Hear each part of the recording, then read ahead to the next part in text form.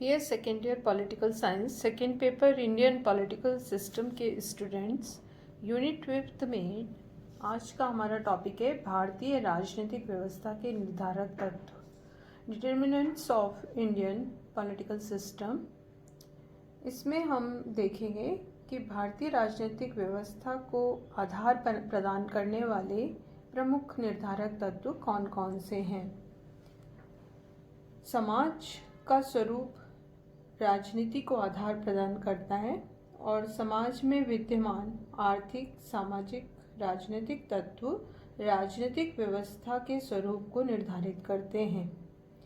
राजनीति, समाज और संविधान में घनिष्ठ संबंध होता है। संविधान राजनीति और समाज का आधार होता है। राजनीति समाज के संदर्भ में निर्मित होती है और फिर वह उसी को प्रभावित भी करती है। भारतीय राजनीतिक व्यवस्था का एक प्रमुख जो निर्धारक तत्व है वो भारतीय संविधान है। भारतीय संविधान देश का एक प्रमुख लिपिबद्ध राजनीतिक व्यवस्था के निर्धारक तत्व है और भारत का संविधान लिखित है जिसमें देश की जनता और समस्त संस्कृति वालों को ये जोड़ता है। संविधान वयस्क मताधिकार की व्यवस्था करता है, जनता को शासन कार्यों में सक्रिय भागीदार बनाता है और ये स्पष्ट करता है कि भारत में कौन सी प्रकार की शासन प्रणाली है। जैसे संसदात्मक है, संघात्मक शासन प्रणाली वाला देश है भारत। शासन के स्वरूप में महत्वपूर्ण परिवर्तन का अधिकार देश की जनता में निहित है। सरकार की शक्ति का स्रोत जनता में निहित है। इसलिए ये सब चीज़ें भारतीय राजनीतिक व्यवस्था को निर्धारित करती हैं। दूसरा जो प्रमुख निर्धारक तत्व है वो है संविधान की प्रस्तावना। संविधान की प्रस्तावना संविधान का कानूनी भाग तो नहीं है, लेकिन प्रस्तावना राजनीतिक व्यवस्था को निर्धारित अवश्य करती है। प्रस्तावना के द्वारा संविधान के निर्माताओं ने राजनीतिक व्यवस्था के बुनियादी आदर्शों, आस्थाओं, प्रेरणाओं की व्यवस्था की। ये राजनीतिक व्यवस्था का जो लक्ष्य और उद्देश्य है वो निर्धारित हुआ इसके द्वारा। राजनीतिक व्यवस्था शरीर है तो प्रस्तावना उसकी आत्मा है। प्रस्तावना आधार है। राजनीतिक व्यवस्था उसी पर आगे खड़ी होती है, विकसित होती है। भारतीय संविधान की प्रस्तावना राजनीतिक व्यवस्था को समझाने में बहुत हद तक सहायक है। इसी तरह तीसरा प्रमुख निर्धारक तत्व है ब्रिटिश विरासत। भारत एक लंबे समय तक ब्रिटिश शासन के अधीन रहा और अंग्रेज़ों के द्वारा यहाँ आज़ादी से पूर्व भी एक राजनीतिक व्यवस्था, शासन व्यवस्था स्थापित की गई थी। अंग्रेजी शासन में महत्वपूर्ण राजनीतिक और विकास संबंधी निर्णय सरकारी ढंग से किए जाते थे और इसी को सुधारते हुए, संशोधित करते हुए हमने परिपाटी को भारतीय नेताओं ने भी अपनाया।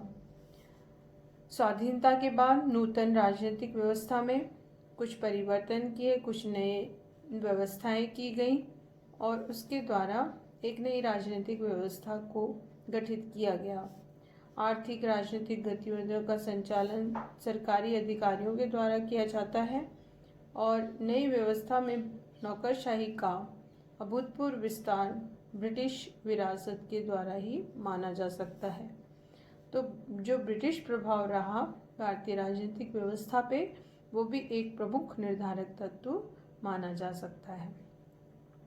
फिर एक और जो निर्धारक तत्व है वो है राष्ट्रीय एकीकरण से संबंधित समस्या।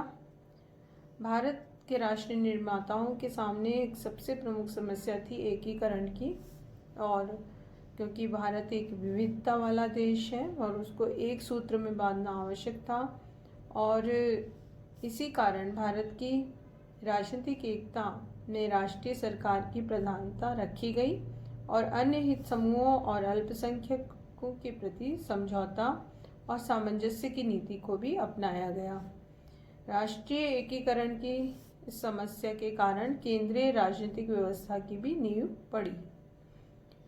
इसी तरह एक और तत्व है समायोजन और सहमति का सिद्धांत। भारतीय राजनीतिक व्यवस्था का एक प्रमुख सिद्धांत है समायोजन और सहमति पर आधारित व्यवस्था है भारत में।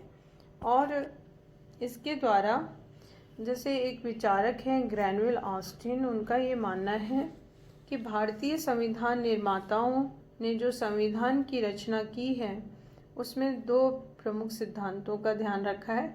एक तो जो भी निर्णय होंगे वो सहमति के द्वारा होंगे और दूसरा समझौते के द्वारा किए जाएंगे। इसमें देश की एकता और स्थिरता के लिए राजनीतिक दृष्टि से महत्वपूर्ण सभी गुटों के साथ समझौते की भावना से निर्णय होंगे और इसके द्वारा जो देश का लोकतंत्र है उसको सबल बनाने का भी प्रयास किया जाएगा। एक और तत्व है आधुनिकीकरण, मॉडर्नाइजेशन, और राजनीतिक क्षेत्र में आधुनिकीकरण हो, इसको भी एक प्रमुख निर्धारक तत्व के रूप में देखा जा सकता है। समाज के आधुनिकीकरण से राजनीतिक व्यवस्था के स्वरूप में बढ़ोतरी होती है। नई शिक्षा, शासकीय नौकरी, वयस्क मताधिकार और व्यवस्था के विस्तार ने जो पुरानी सामाजिक व्यवस्था है उसमें परिवर्तन लाने का कार्य किया, जातिगत भेद मिटाने का काम किया और जो जन आकांक्षाएं थी उनको पूर्ण करने के लिए कार्य किया। इस तरह से ये सभी जो आधुनिकीकरण की प्रक्रिया है उसने राजनीतिक व्यवस्था में एक सक्रिय भागीदारी निभाई है या इसका प्रमुख रोल देखा जा सकता है। फिर धर्म का भी प्रभाव रहा है भारतीय राजनीतिक व्यवस्था पे। ये एक प्रमुख निर्धारक तत्व के रूप में देखा जा सकता है क्योंकि भारत में विभिन्न धर्म के लोग रहते हैं, जैसे हिंदू, मुस्लिम, सिख, पारसी, जैन, ईसाई, बौद्ध। और राजनीतिक व्यवस्था को इसीलिए संविधान के द्वारा धर्मनिरपेक्ष घोषित किया गया ताकि एक राष्ट्रीय एकता बनी रहे और सभी धर्मों को बराबर सम्मान और आदर मिलता रहे और देश में किसी प्रकार की राष्ट्रीय समस्या उत्पन्न न हो। फिर एक और निर्धारक तत्व रहा है जाति। हेरल्ड गोल्ड का मानना है कि राजनीति का आधार होने के बजाय जाति उसको प्रभावित अधिक करती है और इस जाति भारत में जाति और राजनीति के अध्ययन को डॉक्टर रजनी कोठारी ने बहुत ही व्यापक रूप में अपनी पुस्तकों के माध्यम से स्पष्ट किया है।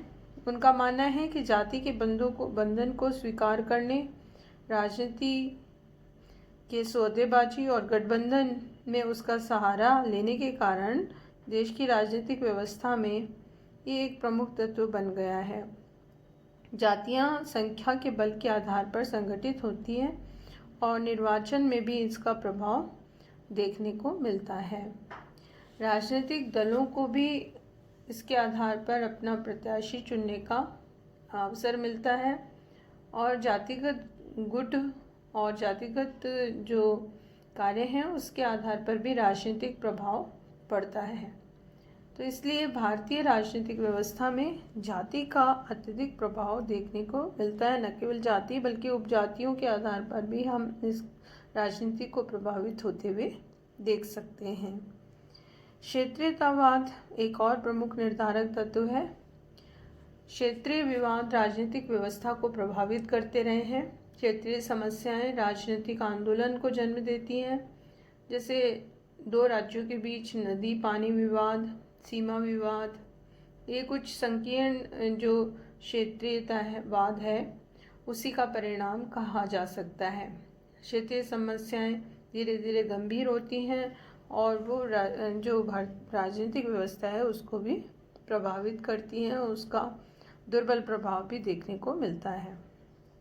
भाषा एक संपर्क भाषा के रूप में अगर हम देखें तो इसका महत्व हर भाषा का है और राजनीतिक व्यवस्था में भारत में भाषा ने भी प्रभाव डाला है। भारत में अनेक भाषाएं बोली जाती हैं और कुछ भाषाओं को संविधान में मान्यता प्राप्त है, लेकिन जो भाषागत विविधताएं हैं, मान्य भाषा का अभाव होना, इसके कारण कई बार आंदोलन भी देखे जा सकते हैं। खासकर दक्षिण भारत में हिंदी विरोधी के रूप में आंदोलन होते रहे। अब ये कम हो चुके हैं, लेकिन संविधान स्वाधीनता के बाद ये भाषागत विवाद बहुत अधिक उभर कर सामने आया था। तो ये भी भारतीय राजनीतिक व्यवस्था को भाषा ने भी प्रभावित किया है।